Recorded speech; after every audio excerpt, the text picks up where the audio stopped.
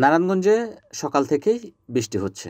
রাজধানী ঢাকা এবং আশেপাশের অঞ্চলে দিনভর বৃষ্টি হতে পারে এমন তথ্য জানিয়েছিলেন আগে থেকেই আবহাওয়া অধিদপ্তর। সঙ্গে বজ্রপাতও থাকতে পারে। ফলে দিনের তাপমাত্রা আগের তুলনায় 1 থেকে 2 ডিগ্রি সেলসিয়াস পর্যন্ত কমে যেতে পারে।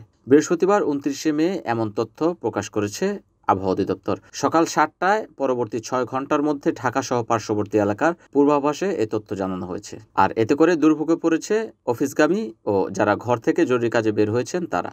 একদিকে যেমন পণ্য পরিবহন ও রিক্সা অনেকটাই বিপাকে পড়েছে, তেমনি জনজীবনেও এই বৃষ্টিতে প্রভাব ফেলেছে। আবহাওয়া অধিদপ্তর সূত্রে আরও জানা যায়, আকাশ আংশিক মেঘলা থেকে মেঘাচ্ছন্ন থাকতে পারে এবং বিভিন্ন স্থানে বৃষ্টিপাতের সম্ভাবনা রয়েছে। এছাড়া দক্ষিণ ও দক্ষিণ পূর্ব দিক থেকে ঘন্টায় 10 থেকে 15 কিলোমিটার বেগে বাতাস বইতে পারে। বৃষ্টির কারণে দিনের তাপমাত্রা 1 থেকে 2 ডিগ্রি সেলসিয়াস কমে যেতে পারে। পূর্বাভাসে আরও জানানো হয়েছে, সকাল 6টায় তাপমাত্রা ছিল 27 degree Celsius.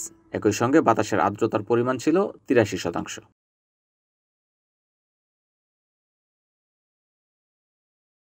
NAN TV, Narayanganj.